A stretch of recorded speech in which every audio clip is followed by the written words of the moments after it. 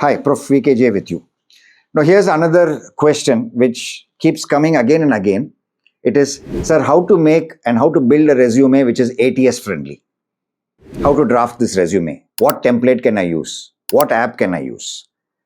See, we have already done this, and if you go through our archives, it's already there. But since this question again popped up in this poll, I'm again going to answer it. See, there are thousands of ATS apps and ATS platforms. So you can't get something which is going to be totally universal for any type of ATS platform. Okay, you see what I'm trying to say?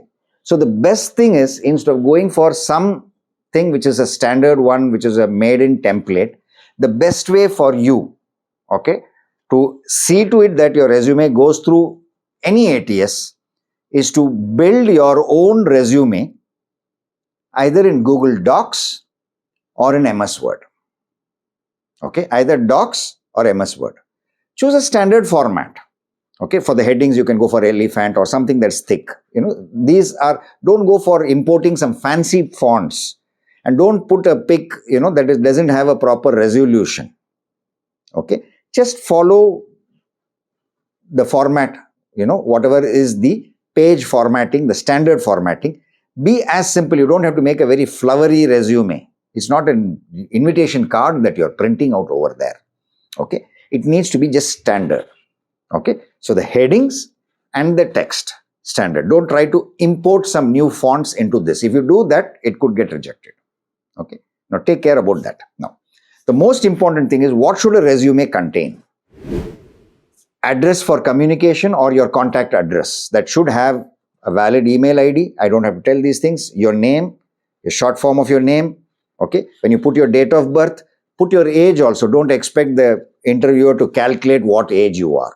27 years or 33 years and this many months. So you just say, don't have to be the months. You don't have to be spuriously accurate. Just say 33 years or 25 years, whatever it is. So date of birth, age. Okay. So these are, see, you can divide your resume into something of your personal data, which is your bio. Okay. Which is your date of birth, your age, your gender, and address for communication. But the crux, the main area is, you don't have to worry about whether it has to be in reverse chronological order or a chronological order. Okay. Normally, a good resume can go in for an intention or a statement of intent or a career objective. Okay. It can be, or you can say career summary. So that can be a small paragraph that can go into the KPIs, key performance indicators. Now, see, when you build a resume, try to first identify what the industry is, what is the domain, and what is the designation that you're applying into. Okay. That will have certain keywords. So when the HR, actually what they do is they put in these keywords. These keywords are put into the ATS. Okay. So it will filter those resumes which carry these keywords pertaining to that. Now these can be the technical words or something that they are exactly searching. Let us say they're searching for someone like, customer grievance handling. Okay. Customer grievance handling. So that can be, if that is what you're applying for, that has to be there in the key performance indicator. Okay. So have a resume and give the resume a proper name.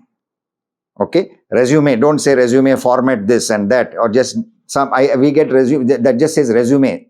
Okay. There's no name. So the best way is how your resume should be named. The file name should be making a lot of sense. We have another video on that. So check it out. The links below, or go to the archives.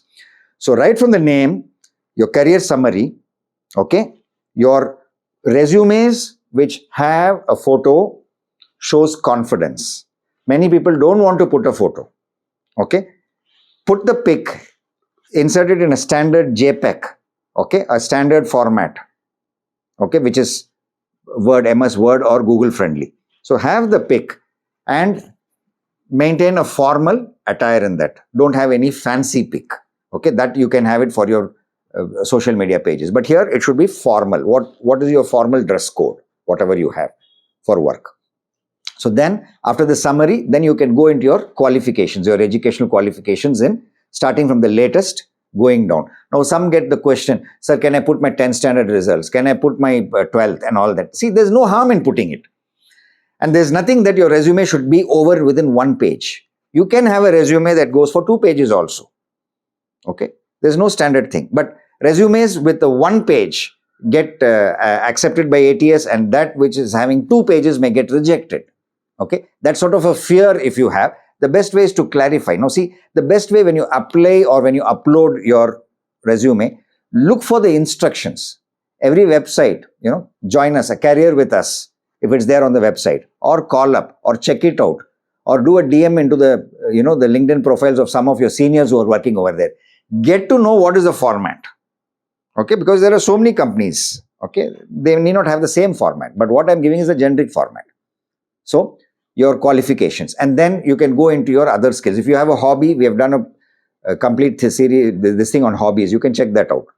So, if you don't have a hobby, there's no need to put a heading as hobby. You can just say other interests, or how do you do, how do you spend your time for recreation activities. So, take this. There are so many, you can just study, how many resume formats are there out there on the internet. Select one. Please use your, use your beja, use your common sense. Okay, that's the most important thing. And here, for getting through the keywords that are needed for that designation, you have some other skill set and some other keywords on your resume, and they are looking for a certain particular set, then obviously it's going to reject. Okay, you don't have to be desperate that you have to. So be very specific whether your skill set, your knowledge matches for this. And if you get the job offer, whether you're going to stick on the job for at least 1 to 2 years. Okay, it's something like this. If you apply for 10 jobs, you should get at least 5 calls. And if you get 5 calls, you should be able to at least get 2 offers and select one. Okay, that should be the level of preparation. Okay, prepare yourself that much. Don't rush through. Okay, a job hunting is something you prepare well. Take your time. You don't have to be a copycat. Be original. So use MS Word or Google Docs and key performance indicators that would go into your knowledge, skill and attitude. Knowledge in terms of your qualifications. I think I have already repeated that in the other video also. So that's about it. Anything more, just DM us or message us. We'll get back to you. And if you want some standard formats, I think that also there has been on Insta and also on YouTube. We do have PDFs. We do have certain formats. So you can try to see what format you'll take it and incorporate it into MS Word or Google Docs. And that's about it. Above all else, you have to do the research. See, I'm not able to tell anything specific. Okay, it depends on the company and the designation role. So these are the keywords, okay, key success factors and the key result areas, the key performance indicators, all going into your KSAs. That's about it. So think about it. Good luck to all of you.